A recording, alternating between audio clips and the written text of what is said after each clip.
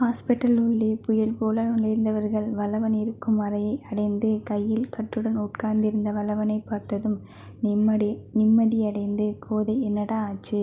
வளவன் ஒண்ணுமில்லை, எதுக்கு இவ்வளவு டென்ஷன்?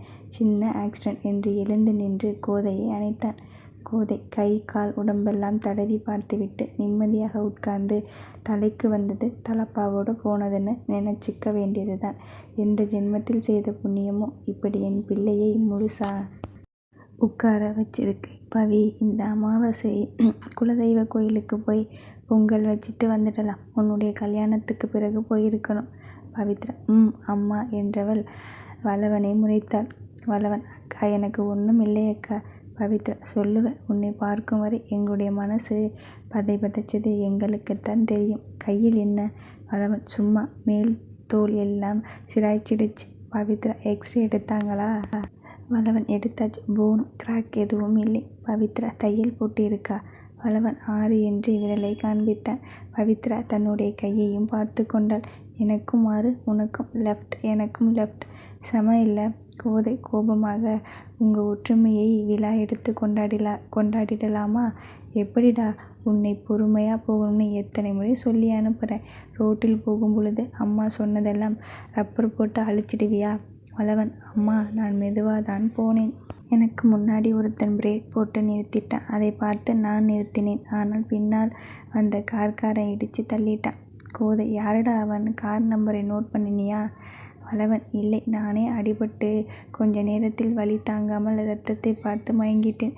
அப்புறம் யாரோ என்னை கூட்டிட்டு வந்து ஹாஸ்பிட்டலில் சேர்த்தார். யாருன்னு கூட நான் பார்க்கலை. கோதை, அவர் நல்லா இருக்கணும். அந்த முத்துக்குமரன் தான் அவருக்கு துணையாக இருக்கணும் என்று வானத்தை பார்த்து கைகூப்பி கும்பிட்டாள். பவித்ரா, நான் போய் யாருக்காவது விவரம் தெரியுமான்னு கேட்டுட்டு வரேன். வளவன், இதோ கார்த்திக் என்னுடன் தான் வந்தான், அவனுக்கு தெரிஞ்சிருக்கும். கார்த்திக் கையில் மாத்திரை பையுடன் உள்ளே நுழைந்தான். பவித்ரா, ஏண்டா நீ முழுசா நிற்கிற? கார்த்திக், பார்த்தியாக்கா, உன்னுடைய தம்பிக்கு ஃப்ரெண்டாக இருக்கிறதால எனக்கும் விபத்து ஏற்படும்னு நினைக்கிறேன். பவித்ரா, லூசு, அப்படி சொல்லலடா, 2 பேரும் சேர்ந்து தான் போயிருப்பீங்க. கார்த்திக், அக்கா, நான் தனியாக சைக்கிளில் வந்தேன், அவன் முன்னாடி பைக்கில் போனான். பவித்ரா வளவனை பார்த்து, உனக்கு பைக் வாங்கி கொடுத்தது தப்பு, அதனால தான் வேகமாக போயிருக்க.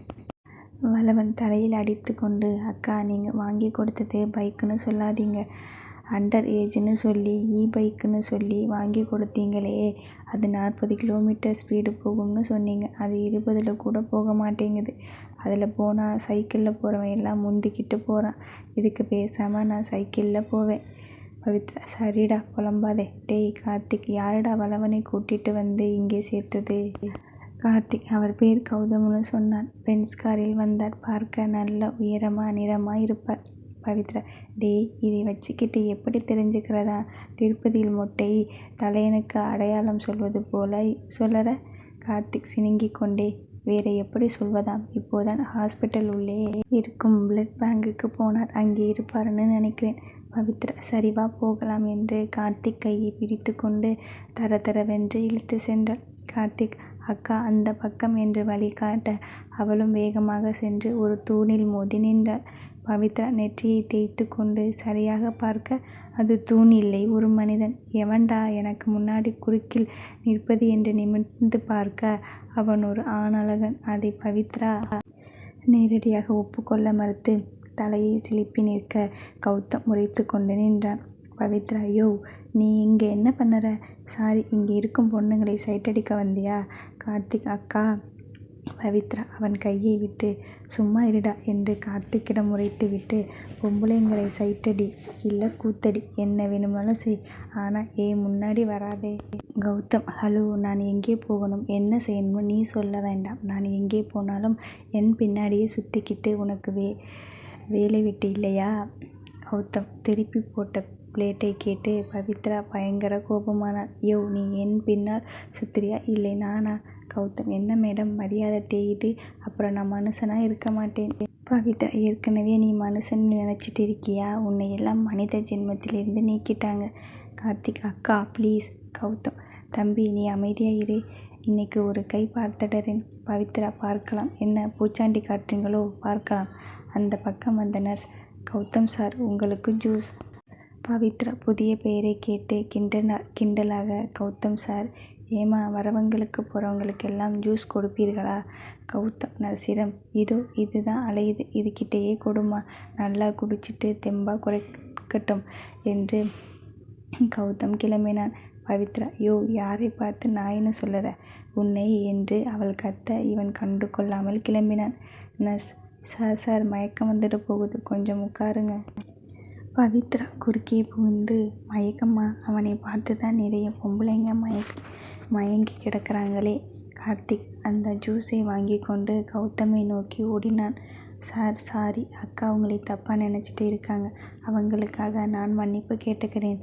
கௌதம் கார்த்திக் கன்னத்தை தட்டி, ரோட்டில் ஜாக்கிரதையாக போகணும் சரியா என்று அவனிடமிருந்து ஜூஸை வாங்கி கொண்டு காரில் ஏறி பறந்தான். பவித்ரா கார்த்திக்கை பார்த்து, எங்கேடா போய் தொலைஞ்ச? கார்த்திக், அக்கா அவரை ஏன் கண்முன் தெரியாமல் திட்டுற? அவர்தான் வளவனை காரில் கூட்டிட்டு வந்து ஹாஸ்பிட்டல் சேர்த்தினார். பவித்ரா, அவன்தான் இடிச்சானா? கார்த்திக், அக்கா உனக்கு காது கேட்குதா இல்லையா? அவர்தான் வளவனை ஹாஸ்பிட்டல் கூட்டிட்டு வந்தார். பவித்ரா இதயத்தை யாரோ கையால் பிழிவது போல வலிக்க, ஏண்டா முதலிலேயே சொல்லலை? கார்த்திக், சொல்ல விட்டாதானே, இப்போ கூட ஒரு அவசர கேஸ்னு ரத்தம் கொடுத்துட்டு போயிட்டார். ஹாஸ்பிட்டல் பில்லும் அவர்தான் கட்டினார். ஆனால் உன்னை இந்த மாதிரி டென்ஷனாக பேசி பார்த்ததில்லையே, எதுக்கு அக்கா அவரை இந்த பேச்சு பேசினேன்? பவித்ரா வந்து நான் அவரை என்று பேசும்போதே தொண்டை அடித்தது, கண்ணில் மளமளவென கண்ணீர் வழிந்தது. தகவல் அறிந்து முத்து அங்கே வர வளவனை பார்த்துவிட்டு பவித்ரா சேரில் உட்கார்ந்து எங்கோ தொலைந்து போயிருக்க அவள் அருகில் வந்து உட்கார்ந்தார். என்னடா? பவித்ரா முத்துவை பார்த்ததும் அழ ஆரம்பித்தாள். அப்பா. முத்து, தம்பிக்கு ஒன்றுமில்லைடா, எதுக்கு அழுதுகிட்டு இருக்க? பவித்ரா, அப்பா நான் தப்பு பண்ணிட்டேன் என்று கதறி அழுதாள். ஒரு நிமிடம் அந்த ஹாஸ்பிட்டலில் போறவர் வருபவர் எல்லாம் வெறித்து அவளையே பார்த்தனர். முத்து அவளை சமாதானம் செய்யும் வகையில் முதுகை தட்டிவிட்டு, சரி சரி, எல்லோரும் பார்க்கிறார்கள், அழாதே. முத்து பொண்ணு ஹாஸ்பிட்டலில் உட்கார்ந்து அழுதுகிட்டு இருந்ததுன்னு அசிங்கமாக பேசுவாங்க, அமைதியாக இரு, நம்ம வீட்டுக்கு போய் பேசிக்கலாம். பவித்ரா சுற்றும் பார்த்துவிட்டு கண்களை துடைத்து கொண்டாள். முத்து, வளவனை கூட்டிட்டு போகலாம்னு சொல்லிட்டாங்க, வா போகலாம். பவித்ராவை தாங்கி கொண்டு முன்னே நடந்தார். வளவன் கோதையுடன் நடக்க, விபத்து நடந்தது எனக்கு. அப்பா செய்வதை பார்த்தியா? அக்காவை எப்படி கூட்டிட்டு போறார்? அக்கா மட்டும் குழந்தையா இருந்ததுன்னா நீங்கள் கீழேயே விடமாட்டீங்க போல இருக்கு. கோதை நல்லா தானே இருந்தா, என்னாச்சு அவளுக்கு என்று கோதை வேகமாக நடக்க, வளவன், அம்மா அம்மா நான் பேச, என்னையும் கொஞ்சம் கண்டுக்கோங்க. கோதை, சரிடா வா என்று வளவனை கைப்பிடித்து அழைத்து சென்றார். ஆனாலும் இருவருக்கும் பவித்ராவுக்கு என்னாச்சு என்பதே மனதில் கேள்வியாக இருந்தது. காரில் பவித்ரா எதுவும் பேசாமல் இருக்க முத்து அமைதியாக இருக்கும்படி சைகை செய்தார். வீடு வந்ததும் பவித்ரா அவளுடைய அறைக்கு சென்று தாளிட்டு கொண்டாள். பவித்ரா அறைக்குள் சென்று மெத்தையில் சாய்ந்து தலையணையை கட்டி கொண்டு அழுதாள். சில நாட்களாக அவனை புண்படுத்தி பேசிக்கொண்டே இருக்கிறோம் என்று நினைத்து தன்னை தானே வெறுத்து போனாள். தன்னுடைய கையை பார்த்தாள். அவன் தன்னுடைய கையை பற்றி கொண்டிருந்த மென்மை இன்னும் தன் மனதை விட்டு போகவில்லை. ஆனால் அவன் பெண்களுடன் சுற்றுவது தன்னால் தாங்க முடியவில்லை. இதுக்கு காரணம் என்ன? தன்னுடைய மனதில் அவன் முழுவதும் வியாபித்து இருக்க காரணம் என்ன? இந்த துன்பத்தில் உழன்று கொண்டிருக்க முடியாது என்று முடிவுக்கு வந்தவளாக காலை முதல் வேலையாக அவனை சென்று பார்த்துவிட்டு நான் வேலைக்கு போக வேண்டும் என்று முடிவெடுத்து கொண்டாள். வீட்டில் சோஃபாவில் அமர்ந்திருந்த முத்துவிற்கு ஃபோன் வந்தது. ஹலோ, டேய் ஆனந்த் பேசுகிறேன். நாளைக்கு ஜூன் கடைசி சண்டே நம்ம கெட் டுகெதர் இருக்கு, ஞாபகம் இருக்குதானே? முத்து, ஞாபகம் இருக்கு, நான் வரலை. என்னடா நீ 32 வருடமாக நம்ம ஃப்ரெண்ட்ஸ் கூட்டிக்கிட்டு இருக்கோம், திடீர்னு வரலைன்னு சொல்லிக்கிட்டு இருக்க? முத்து, ஆமாம்டா, நாம் எல்லாம் ஒட்டுக்கா படித்தோம், ஒரே குடும்பமாக இருக்கோம்னு கூடினோம். ஆனால் குடும்பத்துக்குள் ஒருத்தன் இன்னொருத்தனுக்கு உலைய வச்சா அது குடும்பமா சொல்லு? நட்பு மேலே இருந்த நம்பிக்கை போச்சுடா. எனக்கு யாரும் தேவையில்லை.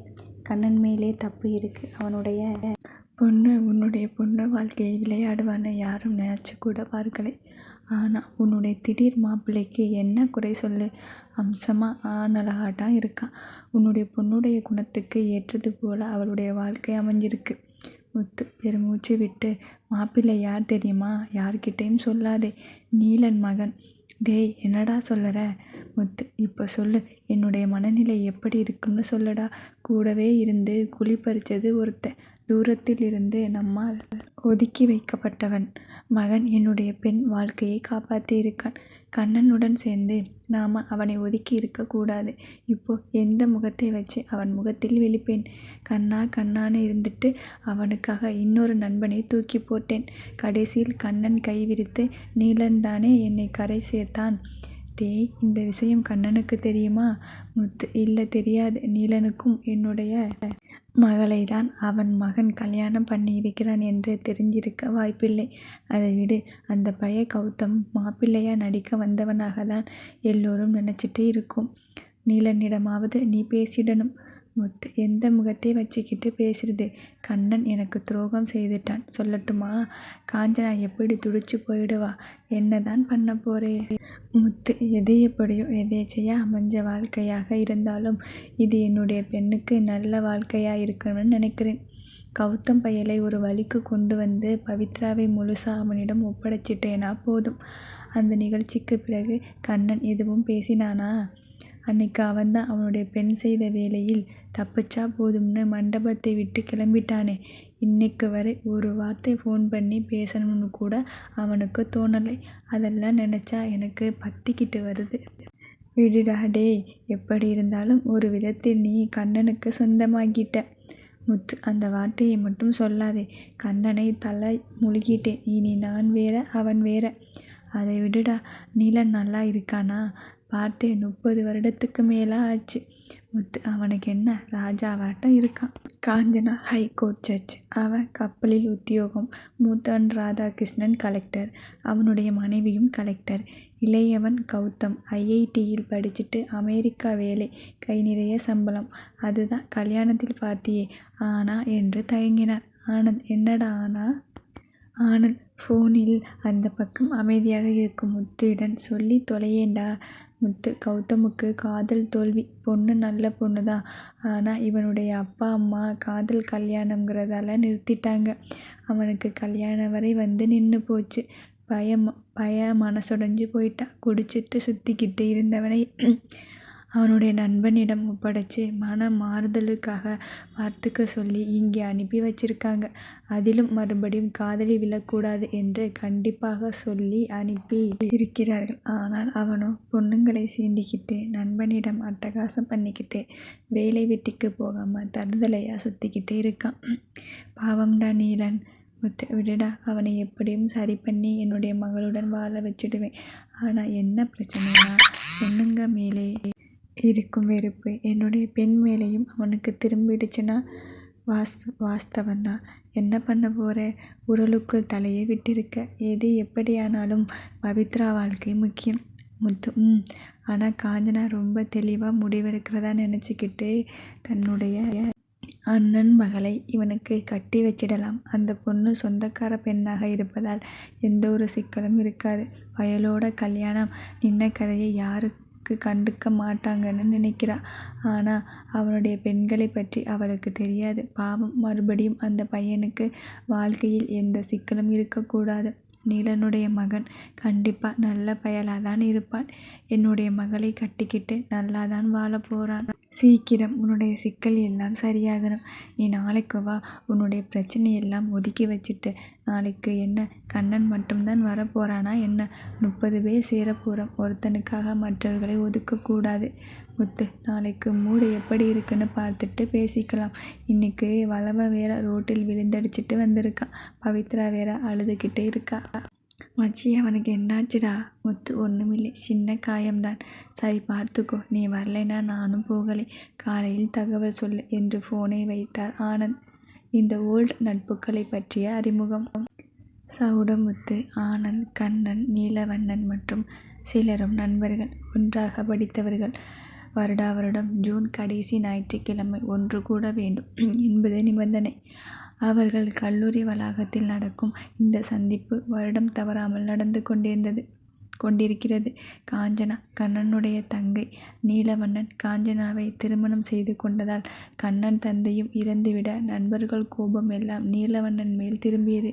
கூடவே இருக்கும் நம்மிடம் சொல்லி உபாயம் கேட்காமல் தானாக முடிவெடுத்து ஒரு உயிர் பலி நிகழ்ந்துவிட்டது என்ற ஆதங்கத்தில் நீலவண்ணன் ஒதுக்கப்பட்டார். நீலவண்ணன் நண்பர்களை தொடர்பு கொள்ள முயற்சித்தும் அவர்கள் ஒத்து வராததால் வேறு வழி தெரியாமல் ஒரேடியாக இவர்களை விட்டு நிரந்தரமாக ஒதுங்கிவிட்டார். ஆனால் முத்துவிற்கு கண்ணனால் இத்தனை வருடங்களுக்கு பிறகு சங்கடம் ஏற்பட்டது. கண்ணனின் மகள் ஸ்ரீதேவி பிரவீனுடன் தொடர்பில் இருந்து திருமணத்தன்று மகளுக்கு இந்த விஷயம் தெரிந்து அவளுடைய வேதனையை தாங்காமல் இத்தனை காலமாக இணைந்திருந்த நட்பை விட்டு விலகினார். ஆனால் அதைவிட கொடுமை என்னவென்றால் பவித்ரா செய்ததுதான்.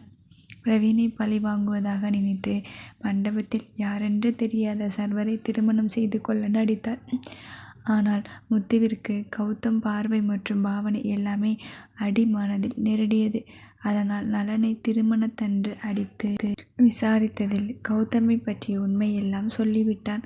அதன் பிறகு கௌதமிடமும் விசாரித்ததில் தன்னுடைய பெயரை மாற்றி கூறினானே தவிர தன்னுடைய பெற்றவர்கள் பெயரை தெளிவாக சரியாக சொன்னான். பிறகு முத்து விசாரித்ததில் இன்னும் பல விஷயங்கள் தெளிவானது. முத்து தன்னுடைய மகளை அத்துணை பேருக்கு நடுவில் திருமணம் செய்து கொண்டவனை சும்மா விடக்கூடாது என்று கருதியவர் விவரம் தெரிந்த பிறகு அவனுடைய சூழ்நிலைகளை எல்லாம் ஆராய்ந்து பவித்ராவுக்கும் ஏற்ற துணைதான் என்று முடிவெடுத்தார். ஆனாலும் நீலனின் மகனை விட்டுவிடக்கூடாது, தக்க வைத்து கொள்ள வேண்டும் என்று பிரயத்தனப்பட்டு கொண்டு இருக்கிறார்.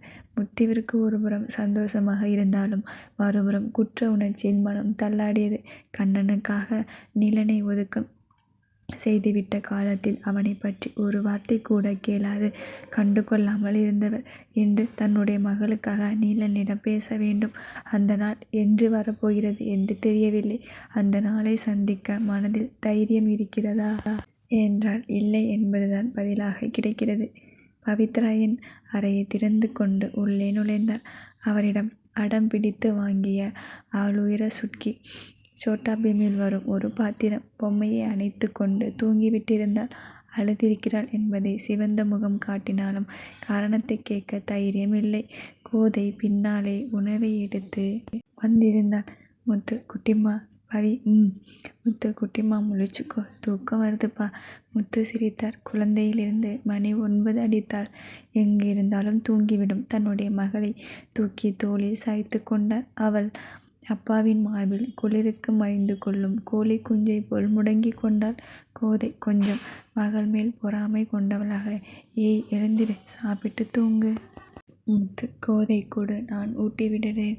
கோதை நல்லா கொஞ்சுங்க உங்க மகளை என்று கையில் கொண்டு வந்த உணவை நங்கென்று வைத்துவிட்டு பவித்ரா காலை கிள்ளிவிட்டு நகர்ந்தாள். பவித்ரா ஆ என்று அலற முத்து கோதையை கோபமாக பார்க்க பவித்ரா கண் விழித்து பார்த்தாள். அம்மா. முத்து சாப்பிடு என்று ஊட்டிவிட்டு வாயை துடைத்துவிட்டு வெளியே வந்தார். கோதையின் கனல் கக்கும் கண்களை பார்த்து அப்படியே அவளை அழைத்து கொண்டு தங்கள் அறைக்குள் சென்றார். முத்து பொறாமை பிடித்தவளை. கோதை பின்ன என்னுடைய புருஷன் எனக்கு மட்டும்தான். முத்து அவ நான் பெற்ற மகள்டி. கோதை அதுக்காக என்னுடைய எல்லைக்குள் அவ வரக்கூடாது, அவ புருஷனிடம் வச்சுக்கட்டும். முத்து அவளை சமாதானப்படுத்தும் விதமாக சரி சரி வா என்று தன்னுடன் அணைத்து கொண்டார். கோதை குட்டி எதுக்கு அழுதா? முத்து தெரியலையே, கேட்க பயமாயிருக்கு. கோதை ஏன் நம்ம வாழ்க்கை இப்படி ஆகிடுச்சு? நித்திய கண்டம் பூரண ஆயுசு மாதிரி தினம் ஏதாவது பிரச்சனை. முத்து வல்லவன் தூங்கிட்டானா? கோதை இப்போதுதான் மாத்திரை கொடுத்து தூங்க வைத்தேன். முத்து நம்ம குழந்தைகளை எல்லாம் நாம் நல்ல மனசோடு வளர்த்திருக்கிறோம். ஆனால் உலகம் ரொம்ப பயங்கரமானது. அதை எப்படி அவர்கள் ஃபேஸ் பண்ண போகிறாங்கன்னு புரியலை. கோதை ஏங்க என்னவோ போல பேசுகிறீங்க? அவர்களையும் என்னையும் பார்த்துக்க நீங்கள் இருக்கீங்களே. கோதை நான் நிதர்சனத்தை பற்றி பேசுகிறேன். பார்த்தே இல்லை கண்ணன் மகள் என்னுடைய மகளுக்கு என்ன செய்தாள்னு. கோதை விடுங்க, அவள் செய்ததுக்கு அவர் என்ன செய்வார் பாவம். இதுதான் உன்னுடைய வெகுளித்தனத்துக்கு ஆதாரம். கோதை ஏன் அவர் நல்லவர் இல்லையா? இதே உன்னுடைய மகள் இதே போல் ஒருத்தனை காதலிச்சு அவனுக்கு கல்யாணம்னு தெரிஞ்சா என்ன பண்ணியிருப்பா? கோதை மூளையில் உழைத்தவளாய் கல்யாணத்தில் போய் எதுவும் செய்திருக்க மாட்டா. கோதை இதுதான் நீ, நம்ம குடும்பம். ஆனால் நடந்தது என்ன? ராத்திரி நேரம் என்னுடைய பெண் அவனை தேடி போகும் பொழுது அவனை கட்டி பிடிச்சிக்கிட்டு நின்னான். அதுதான் அவனுடைய குடும்பம். புரியுதா? எனக்கு ஒன்றுமே புரியலை. கண்ணன் அண்ணனே இதுக்கு உடனேன்னு சொல்ல வருகிறீர்களா? இல்லை, அவன் தடுக்க முயற்சிக்கவில்லைன்னு சொல்ல வருகிறேன். நம்ம கூட நட்பாக பழகியவள் திருமணத்தில் இப்படி செய்யக்கூடாதுன்னு சொல்லி வளர்க்கவில்லை. என்னுடைய பொண்ணு அவளை தோழியா நினச்சிட்டு இருந்தாலே அவளுடைய மனசு என்ன பாடுபட்டிருக்கும். ஒரே நேரத்தில் தோழியும் காதலனும் சேர்ந்து துரோகம் செய்தால் என்னுடைய மகள் என்ன செய்வாள்? விடுங்க, எல்லாமே நன்மைக்கே. பிரவீன் பற்றி நமக்கு அப்போவாவது தெரிஞ்சது. நம்ம மகள் வாழ்க்கையும் தப்பிச்சது என்றவர் அவளை இறுக்கி அணைத்து கொண்டார். நம்ம மாப்பிள்ளையை கூட்டிக்கிட்டு பழனி வருகிறேன்னு வேண்டிக்கிட்டேன். அதுக்கு உன்னுடைய மகள் தான் முயற்சி எடுக்கணும். ஏன் நீங்கள் சட்டையை பிடிச்சு தூக்கிட்டு வர மாட்டீங்களா? தூக்கிடலாம். ஆனால் என்னுடைய பொண்ணு என்னுடைய புருஷனை மதிக்கவில்லைன்னு சண்டைக்கு வந்தா? சொல்ல முடியாது. வந்தாலும் வருவா. அவள் என்னுடைய மகளாச்சே. இப்போ மட்டும் கொஞ்சம் எப்பவும் கொஞ்சுவேன். ஆனால் இது என்று தன்னுடைய புருஷனை காண்பித்து என்னுடைய டெரிட்டரி, அதில் யாரும் நுழையக்கூடாது. டி, அவ்வளவு தைரியம் யாருக்கிட இருக்கு என்று கோதை நெற்றியில் முத்தமிட்டார். காலை எழுந்தவுடன் பவித்ரா ஹாலில் வந்து நர்த்தனம் ஆடாத குறையாக, அப்பா எனக்கு தூக்கத்தில் சாப்பாடு ஊட்டாதீங்கன்னு கோடி முறை சொல்லியிருப்பேன். முத்து, என்னாச்சு குட்டிமா? பவித்ரா, பாருங்க ட்ரெஸ், என்னுடைய சுட்கி மேலே எல்லாம் சாதம். கோதை, அங்கே நின்றவள் வந்தேன்னு வை, கொன்னுடுவேன். போடி, போய் பல்லை விளக்கு. பவித்ரா தன்னுடைய அம்மாவிடம், எல்லாத்தையும் நீயே சுத்தம் பண்ண என்று கோபத்துடன் உள்ளே சென்றாள். கோதை யாருக்கும் தெரியாமல் முத்து தலையில் ஒரு குட்டு வைத்துவிட்டு சென்றாள். முத்து தலையை தடவி கொண்டே, அம்மா மகள் சண்டையில் நான் தான் சிக்கினேனா? கோதை பவித்ராவிடம், என்ன முடிச்சுக்கிட்டு இருக்க? பவித்ரா, அம்மா, என்னிடம் ஒரு பிங்க் கலர் சுடி இருந்ததில்லை, எங்கேம்மா? கோதை, இப்போ எதுக்கு அது? பவித்ரா, முதல் நாள் ஆஃபீஸ் போகிறேன், எனக்கு அதுதான் லக்கி கலர். கோதை, சண்டே யாரடி ஆஃபீஸ் வைக்கிறா? பவித்ரா, எனக்கு இருக்குது, வார விடுமுறை புதன்கிழமை தான். கோதை, சரி, நல்லா தேடு. ஆனால் தேடும் பொழுது கண்ணு திறந்து இருக்கணும். பவித்ரா கெஞ்சலாக, கோதை எனக்கு ஹெல்ப் பண்ணடி, எனக்கு டைம் ஆச்சு. ஆஃபீஸ் விட்டு வரும்போது உனக்கு சிஎம் பால் வாங்கிட்டு வருகிறேன். கோதை, சரி, குளிக்கப்போ என்று தேடி பார்த்துவிட்டு கிடைக்காமல் வேறு வெளிர் பச்சை நிற சுடியை எடுத்து வைத்துவிட்டு நகர்ந்தார்.